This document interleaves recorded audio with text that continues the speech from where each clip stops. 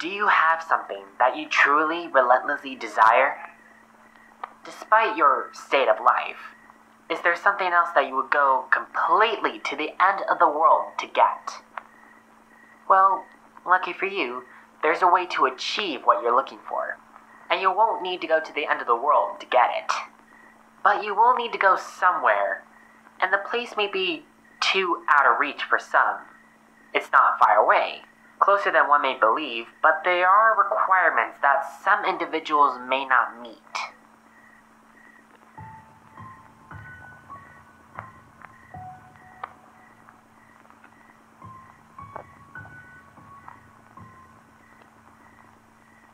First, whatever it is you seek, know that you must seriously desire what you want. In your eyes, it should be something you need. If you begin your journey without the correct state of mind, you will surely fail, as it will be near impossible to turn back once the journey starts. The second requirement is that you need a vehicle of sorts. Most use a car, as it is the most comfortable choice. There have been a select few that have used a small motorized vehicle, such as an ATV or motorcycle. But this has proven to be quite difficult, as the conditions of the journey can prove to be too bothersome. Do not use a vehicle too large or noticeable, as you will need some cover of night to be most safe. Also, while any sort of car will do, you may not want to choose the most expensive or cherished vehicle. You could take your slick new black Mercedes for a drive if you like, but don't expect it to come out in a pristine state. Make sure your vehicle is completely fueled before beginning the drive. The first task to accomplish is to locate the road. It doesn't have a name.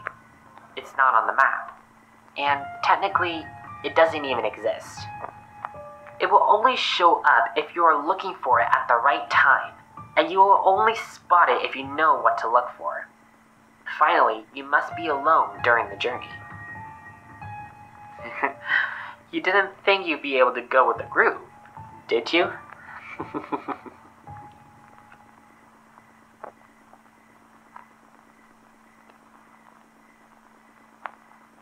It must be night when you begin.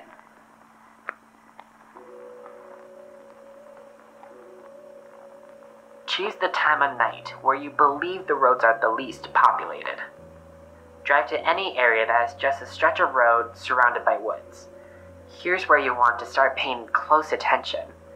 If you're looking for the road, it will turn up eventually, but you need to search for the road's hint in order to pull down the right one. Once you're close, you will see or feel its signs, but what the signs will be will depend on what it is you desire. For example, if you're in search of wealth, you may spot shimmers on the empty branches of trees as if they resemble the shine of gold or diamonds. If you seek love, you may begin to see rose petals slowly dance in the light breeze, blowing in the road's direction. If you seek revenge, you might sense an ever-growing feeling of heat or anger in your body as you approach. Just know what it is you really want, and you'll have no problem finding the turn. Once you're sure you found the revealed road, take a deep breath and turn down onto it. At this point, you have officially started down the nameless road, which brings you through 11 miles, leading to whatever it is you seek. Each mile will test your desire and will expose if you really do want what you are searching for. Before you go any further, stop the car and be wary of a few advisements. Do not turn on the radio during the drive. Do not use your phone during the drive. Reception would be cut off anyway. Do not open the windows during the drive. Make sure they are closed before you continue. If you are riding a vehicle without windows or a top, then prepare for the worst, as the odds are heavily against you. Do not attempt to leave your vehicle at any time. You'll never want to exceed 30 miles per hour, unless you're desperate to make it through the section of the road. And most importantly, as with any drive, buckle up. Feel free to prepare and make sure you're ready. Once the road has been entered, time has stopped, so you don't need to worry about losing the night. Though you may not notice, you're not actually in your own world anymore. Take one last moment to realize once the first mile is over, there is no turning back. If you ponder turning back at all, know that you shouldn't even be on the journey in the first place. Once all is done, continue on the road.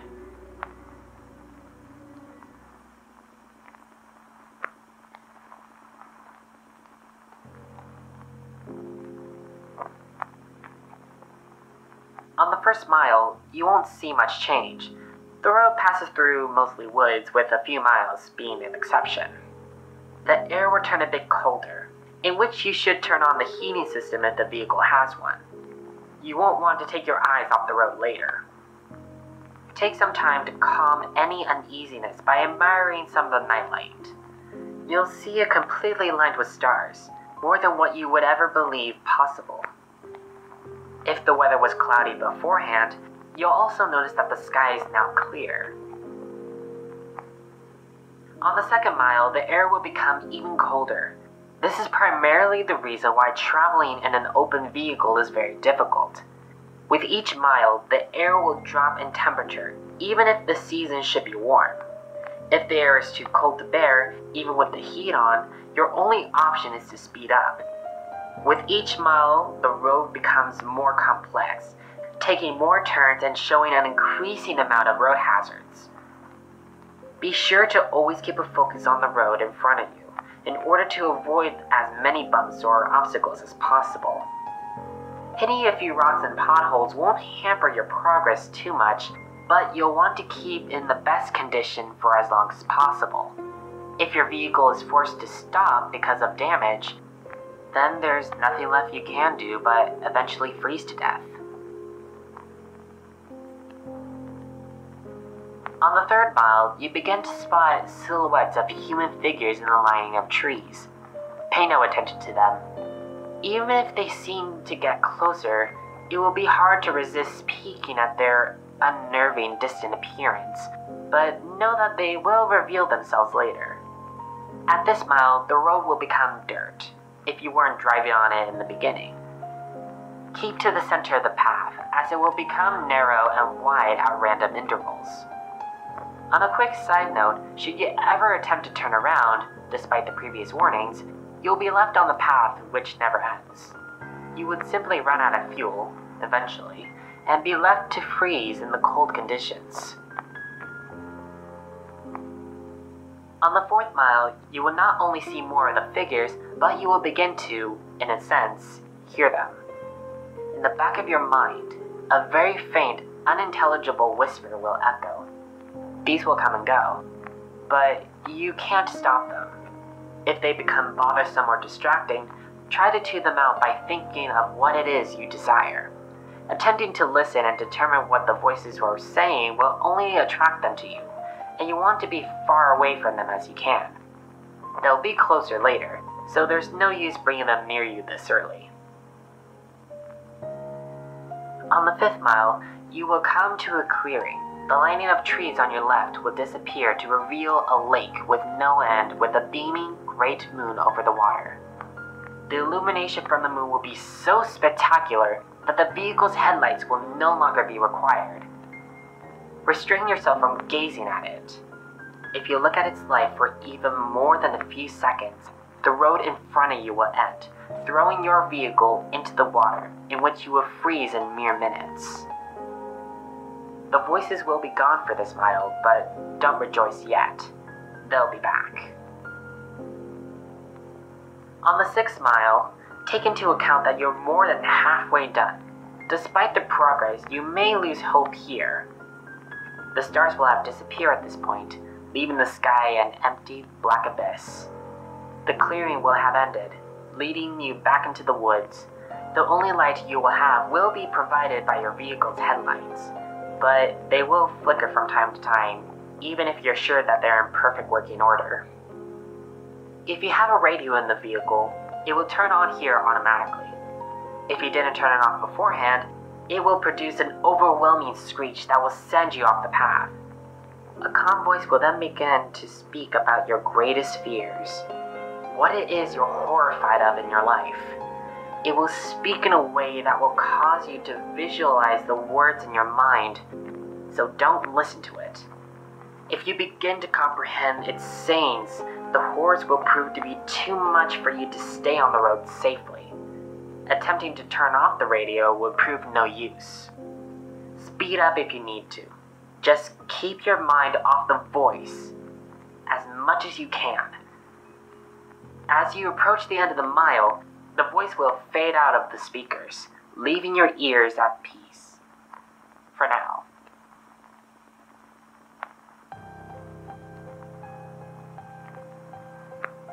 On the 7th mile, the voices from the figures will return. It won't sound like a whisper this time, but more like distant screams, growing closer with each second. At some point on this mile, you will hear one of them in your ear, as if one of them were right behind you. This is because one of the figures have found their way into your vehicle. Do not turn around. Their faces will shock you to a paralysis, leading you off the road. If you don't draw attention to it, it will become uninterested and hopefully leave. These beings are said to be ones who have traveled down this road before, but were unsuccessful. They live in the remainder of their existence suffering in the darkness, with their only goal being to bring other travelers down with them. It has been said from experience that these beings can't physically harm you, so as long as they don't cause you to wreck, you should be fine. On the 8th mile, slow down if you're going too fast. The road here takes very sharp turns, which if overshot will throw the vehicle into a pit through the trees. The cold is near fatal here. If you were to have a glass or a bottle of liquid in your vehicle, it would be solid in seconds. The heating system will have become completely obsolete. Your headlights will flicker more, sometimes shutting off for a few seconds. You should brake if this happens, but do not completely stop. The figures will be following you at this point, and should you stop for too long, they will surround and trap your vehicle. More of their screams can be heard from outside the doors, sometimes even sounding like maniacal laughter. Their hands will claw your windows, desperate to reach in and feel something living. Do not look at them. They will not block your windshield, and the last thing you want to happen is to crash and be trapped with them. If you do not make it from here, pray that it's the freezing that ends you. On the 9th mile, your vehicle will stall. The headlights will shut off, as will other systems aside. There's nothing you can do to prevent this. What you will need to do is to close your eyes and immediately attempt to restart the vehicle. Keep your eyes closed, as the figures would have surely surrounded you at this point. The starting of the vehicle will frighten them, but they will back away temporarily. This will give you a chance to start moving forward again. If you begin to hear the windows crack from their struggle, don't lose focus. The beams can alter the vehicle, but remember that they still do not have the strength to physically affect you. You will hear nothing but their voices rampage in your mind, as there could be anywhere between a dozen or 100 after you now. Once you start the vehicle, floor it. Floor it so long as you stay on the path. When the mile's done, the beings will retreat.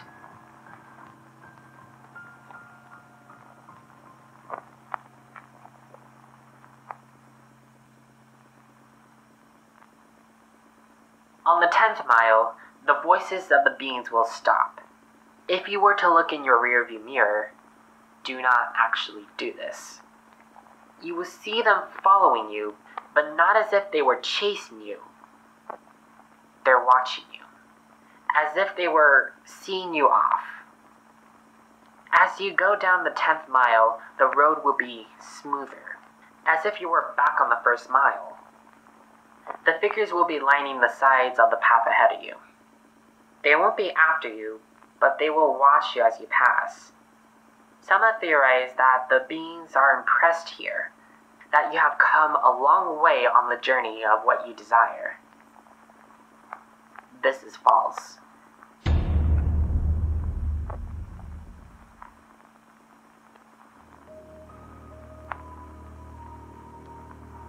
They are not impressed, but they are happy.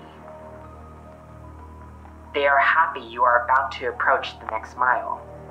They are happy because you are most likely going to your death. On the 11th and final mile, everything in your vehicle will lose power, as it did on the 9th. The vehicle would normally be immobile, but you will still be moving. An unknown force will be pulling you forward in the darkness. You will see a glowing red light ahead of you, as if it were a light at the end of the tunnel. Close your eyes and cover them. Do whatever it takes to make sure you do not see what you are about to go through. Covering your ears would also be helpful, but keeping your eyes covered should be a higher priority. The red light is another clearing, but there's no moon or lake this time. Once it's entered, unrelating and inconceivable noises will sound from all directions. No amount of bravery and conditioning will spare you from these sounds. The cold will turn into a merciless heat, burning all parts of the vehicle. You will feel the illusion of flesh being burned off your bones, that every part of you is being destroyed as you travel through screams of audible suffering. As long as you keep your eyes closed and resist the urge to see where you are, you will survive through the suffering. This will last a total of 31 seconds. But many fail to keep their vision closed during that time, and they are left to the worst fate on the road. Where is this road? Where is this mile located? Those who have survived do not know. Some have named it the transmission from hell. But whether it's a part of hell is debatable. After the final mile, power will return. Stop the vehicle. Take a moment to possibly regain some of your sanity. Let the screaming in your ears begin to fade, and know that you have nearly completed your journey with the hardest task overcome. Breathe, and begin to drive forward once again. After only a kilometer, your vehicle will arrive at a dead end. Stop here and do not attempt to move again. Nothing will happen right this second, but do not be disappointed. Relax and close your eyes. Imagine in your mind what it is you desire the entire time. It will most likely still be the same as when you entered, but with some, this desire may actually change throughout making this journey. Think about what it is you went through. Such terrifying and difficult means to acquire, and imagine possessing it in your hands. Once you have completely visualized this, slowly open your eyes. You will then find yourself at the beginning of the unnamed road, where you first began. This may confuse you, but know that you are finished. Your task is done. Your mind will then turn to your reward. If what you desire was material, check the back seat or in the trunk if the object is larger. If the object was small enough, it might already be in your pocket. If what you desire was not material, then do not be disappointed if the change is not immediate. Turn back to where you came from, and you will find in your life what you wanted is there. You may have found the love of your dreams. You may have gained unnatural, unimaginable power. You may have put your most hated enemy to the most satisfying revenge possible. You will no doubt gain what you deserved. So, now that the task is done, what's the catch? Is your vehicle cursed? Is there something you're about to lose? Is your death imminent? The answer to all is no, of course. You have done the challenge. You have proved worthy of what you desire. As stated before, the sounds of the 11 Mile will continue to exist in your mind, potentially causing some vivid and unusual nightmares, but these should prove as nothing compared to what you've gained. Now, one last question. Is there something else you desire? Are you not yet satisfied? After all, you're left right back where you started. The road's right in front of you. So, are you up for another drive? If so, buckle up and just move forward.